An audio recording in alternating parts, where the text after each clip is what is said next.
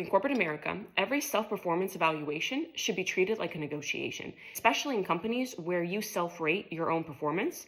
You want to go into it with a higher rating than ultimately the one you think you deserve. So in a negotiation, when you come in to negotiate a price, if you want the higher price, you're going to start at a higher price, knowing that by the end of the negotiation, you're probably going to come down lower to more where you want to be. Same thing with a performance evaluation. If there's goals that you're self-evaluating yourself on, do not send a performance evaluation saying that you're average in all the goals or that you're below and average on some. There must be something you're good at, so come in higher knowing that you'll end up where you want to be. And I just had this happen to me where one of my managers, she's a female, she reports to me, she did her own self-performance evaluation and she gave herself an average rating for every single one of her goals. And I completely disagree with that because I actually think she's really good, at least some areas. And when I asked her about it, her response to me was, well, I didn't want it to come off that I was bragging.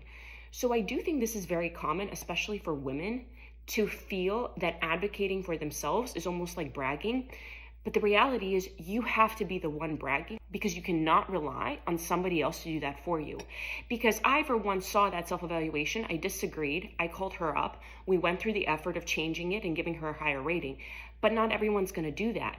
Some people are going to say, well, if this person thinks this about themselves, why should I disagree? Or I don't want the cost for my department to be higher, so I'm just going to agree with whatever they put.